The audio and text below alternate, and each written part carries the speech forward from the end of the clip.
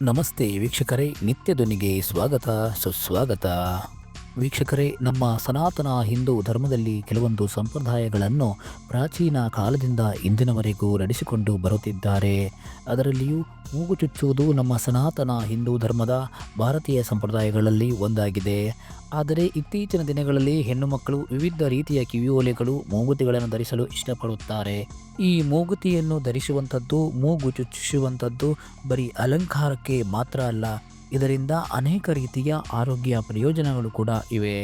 ಮೂಗು ಚುಚ್ಚಿಸಿಕೊಳ್ಳುವುದರಿಂದ, ಮೂಗುತಿ ಧರಿಸುವುದರಿಂದ ಆರೋಗ್ಯಕ್ಕೆ ಬಹಳಷ್ಟು ಉತ್ತಮವೆಂದು ಆಯುರ್ವೇದ ಕೃತಿಯಾದ ಸುಶ್ರುತ ಸಂಹಿತೆಯಲ್ಲಿ ಉಲ್ಲೇಖಿಸಲಾಗಿದೆ. ವೀಕ್ಷಕರೇ, ಇವತ್ತಿನ ಈ ವಿಡಿಯೋದಲ್ಲಿ ಮೂಗುತಿ ಧರಿಸುವುದರ ಮಹತ್ವವೇನು, ಮೂಗುತಿ ಧರಿಸುವುದರಿಂದ ಸಿಗುವಂತಹ ಪ್ರಯೋಜನಗಳೇನು, ಹಾಗೆ ಆಯುರ್ವೇದ ಶಾಸ್ತ್ರಗಳಲ್ಲಿ ಮೂಗುತಿ ಧರಿಸುವುದರ ಬಗ್ಗೆ ಯಾವ ರೀತಿಯ ಮಾಹಿತಿಗಳನ್ನು ನೀಡಲಾಗಿದೆ ಎಂದು ನೋಡೋಣ. ಈ ವಿಡಿಯೋವನ್ನು ಪೂರ್ತಿಯಾಗಿ ನೋಡಿ, ಹಾಗೆ ನಮ್ಮ ಚಾನಲ್ ಸಬ್ಸ್ಕ್ರೈಬ್ ಮಾಡಿಕೊಳ್ಳಿ, ಲೈಕ್ ಮಾಡಿ, ಕಮೆಂಟ್ ಮಾಡಿ. ವೀಕ್ಷಕರೇ, ಮೂಗುತಿಯು ಮೂಗಿನ ಮೇಲೆ ಧರಿಸುವ ಆಭರಣವಾಗಿದ್ದು, ಇದು ಹೆಣ್ಣಿನ ಮುಖದ ಸೌಂದರ್ಯವನ್ನು ಹೆಚ್ಚಿಸುತ್ತದೆ. ಹಿಂದಿನ ಕಾಲದಲ್ಲಿ ಮಹಿಳೆಯರ ಮೂಗಿಗಿಂತ ಅವರು ಧರಿಸುತ್ತಿದ್ದ ಮೂಗುತಿಯ ಗಾತ್ರವೇ ದೊಡ್ಡದಾಗಿರುತ್ತಿತ್ತು. ಕಾಲ ಕಳೆಯುತ್ತಿದ್ದಂತೆ ಮಹಿಳೆಯರು ಚಿಕ್ಕ ಮೂಗುತಿ ಹಾಕಲು ಶುರು ಮಾಡಿದರು. ಇದೀಗ ಹಳೆಯ ದೊಡ್ಡ ದೊಡ್ಡ ಮೂಗುತಿಗಳು ಒಂದು ಟ್ರೆಂಡ್ ಆಗುತ್ತಿದೆ. ನಮ್ಮ ಶಾಸ್ತ್ರ ಪುರಾಣಗಳ ಪ್ರಕಾರ ಮದುವೆಯಾದ ನಂತರ ಕುಂಕುಮ, ಬಳೆ, ಮಾಂಗಲ್ಯ, ಕಾಲುಂಗುರ, ಮೂಗುತಿ ಈ 5 ಮುತ್ತುಗಳನ್ನು ಧರಿಸಿದವರು ಮುತ್ತೈದೆ ಎಂದು ಕರೆಯುತ್ತಾರೆ. ಸರ್ವೇಶ್ವರಿ ಜಗನ್ಮಾತೆ ಆದಿಶಕ್ತಿ ತಾಯಿ ಪಾರ್ವತಿಯು ಪರಮೇಶ್ವರನನ್ನು ಮದುವೆಯಾದಾಗ ಈ 5 ಮುತ್ತುಗಳನ್ನು ಧರಿಸುತ್ತಾರೆ. ಹಾಗೆ ಮದುವೆಯಾದವರು ಈ 5 ಮುತ್ತುಗಳನ್ನು ಧರಿಸುವುದರಿಂದ ಶಿವ ಪಾರ್ವತಿಯರ ಆಶೀರ್ವಾದ ಅವರ ಮೇಲೆ ಇರುತ್ತದೆ ಎಂದು ನಂಬಲಾಗಿದೆ. ವಿಶೇಷವಾಗಿ ತಾಯಿ ಸರ್ವಮಂಗಳೆಯ ಆಶೀರ್ವಾದ ಪತಿ ಪತ್ನಿಯರ ಮೇಲೆ ಇರುತ್ತದೆ ಎನ್ನುವ ನಂಬಿಕೆ ಇದೆ. ಹಾಗೆ ಪತಿಯ ಆಯುಷ್ಯ ವೃದ್ಧಿಯಾಗಿ ಪತಿಗೆ ಎಂದಿಗೂ ಯಾವ ಕೆಡುಕು ಕೂಡ ಆಗುವುದಿಲ್ಲ ಎನ್ನುವ ನಂಬಿಕೆ ನಮ್ಮ ಸನಾತನ ಹಿಂದೂ ಧರ್ಮದಲ್ಲಿ ಇದೆ. ಕುಂಕುಮ, ಬಳೆ, ಮಾಂಗಲ್ಯ, ಕಾಲುಂಗುರ, ಮೂಗುತಿ ಇದು ಬರೀ ಅಲಂಕಾರಕ್ಕೆ ಮಾತ್ರ ಅಲ್ಲ, ಧರ್ಮದ ಜಾಗೃತಿಯನ್ನು ಮೂಡಿಸುವ, ಹೆಣ್ಣಿನ ಜವಾಬ್ದಾರಿಗಳನ್ನು ಎಚ್ಚರಿಸುವ ಶಕ್ತಿಯೂ ಕೂಡ ಹೌದು. ಹಾಗೆ ಈ ಮೂಗುತಿಯ ಬಗ್ಗೆ ಒಂದು ಪೌರಾಣಿಕ ಕಥೆಯೂ ಕೂಡ ಇದೆ. ಸತ್ಯಭಾಮೆ ತನ್ನ ಸೇವಕಿಗೆ ಮೂಗುತಿ ನೀಡಿದ ಕತೆ.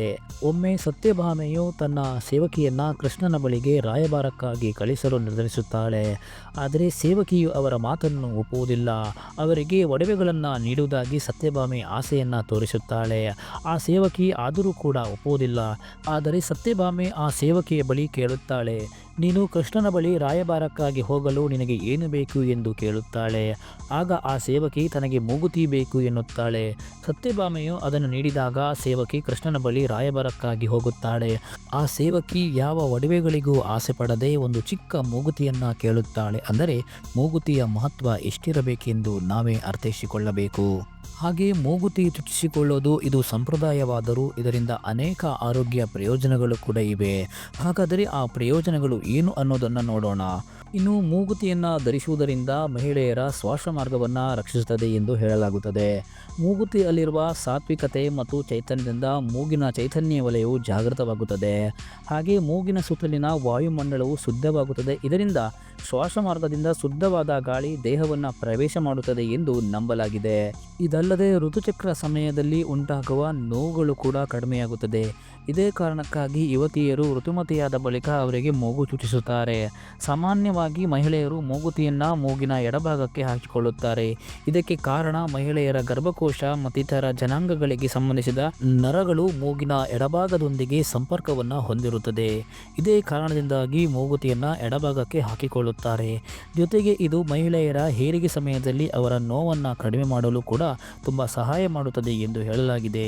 ಹೀಗಾಗಿ ಮಹಿಳೆಯರಿಗೆ ಮೂಗುತಿ ಅನ್ನೋದು ಬರೀ ಅಲಂಕಾರಕ್ಕೆ, ಅಂದವನ್ನು ಹೆಚ್ಚಿಸಲು ಮಾತ್ರವಲ್ಲ, ಅವರ ಆರೋಗ್ಯವನ್ನು ರಕ್ಷಿಸಿಕೊಳ್ಳಲು ಕೂಡ ಸಹಾಯ ಮಾಡುತ್ತದೆ ಎಂದು ಹೇಳಲಾಗುತ್ತದೆ. ವೀಕ್ಷಕರೇ, ನಮ್ಮ ಸನಾತನ ಹಿಂದೂ ಧರ್ಮದಲ್ಲಿ ಇರುವಂತಹ ಸಂಪ್ರದಾಯಗಳಿಗೆ, ಆಚರಣೆಗಳಿಗೆ ತನ್ನದೇ ಆದಂತಹ ಮಹತ್ವವಿದೆ.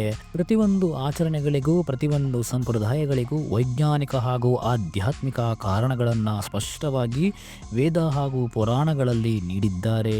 ನಮ್ಮ ಸನಾತನ ಹಿಂದೂ ಧರ್ಮದಲ್ಲಿ ಹೆಣ್ಣು ಮಕ್ಕಳು ಧರಿಸುವಂತಹ ಪ್ರತಿಯೊಂದು ವಸ್ತುಗಳಿಗೂ ತನ್ನದೇ ಆದಂತಹ ವಿಶೇಷವಾದ ಮಹತ್ವವಿದೆ.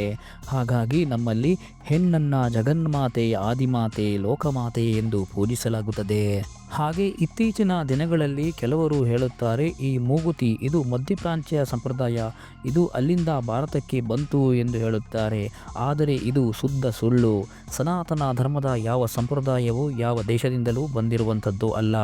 ನಮ್ಮ ಭಾರತೀಯ ಪರಂಪರೆಯಲ್ಲಿ, ನಮ್ಮ ಸನಾತನ ಹಿಂದೂ ಧರ್ಮದಲ್ಲಿ ಯುಗ ಯುಗಗಳಿಂದ ಬಳೆ, ಕಾಲುಂಗುರ, ಮೂಗುತಿ, ಮಾಂಗಲ್ಯ ಧರಿಸುತ್ತಾ ಬಂದಿದ್ದಾರೆ ಸ್ತ್ರೀಯರು. ಹಾಗೆ ನಮ್ಮಲ್ಲಿ ಮುತ್ತೈದೆ ಮಹಿಳೆಯರನ್ನು ತಾಯಿ ದುರ್ಗೆಗೆ ಹೋಲಿಸುತ್ತಾರೆ, ಪೂಜಿಸುತ್ತಾರೆ ಹಾಗೂ ಗೌರವಿಸುತ್ತಾರೆ. ದೇವಿ ಆರಾಧನೆ ಪದ್ಧತಿಯ ಬಗ್ಗೆ ನಮಗೆಲ್ಲರಿಗೂ ಗೊತ್ತಿದೆ.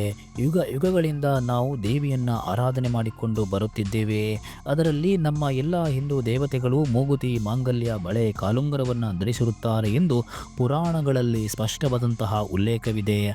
ಆದರೂ ಇತ್ತೀಚಿನ ದಿನಗಳಲ್ಲಿ ಕೆಲವರು ನಮ್ಮ ಸಂಪ್ರದಾಯಗಳು ಮಧ್ಯಪ್ರಾಚ್ಯದಿಂದ, ಪಾಶ್ಚಿಮಾತ್ಯ ದೇಶಗಳಿಂದ ಬಂದಿದೆ ಎಂದು ಬೋರ್ಡೆ ಬಿಡುತ್ತಾರೆ.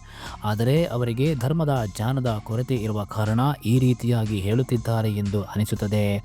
ಪುರಾಣಗಳಲ್ಲಿ ಪ್ರತಿಯೊಂದು ವಿಚಾರಗಳಿಗೂ ಸ್ಪಷ್ಟವಾದಂತಹ ಉಲ್ಲೇಖವನ್ನು ನೀಡಲಾಗಿದೆ.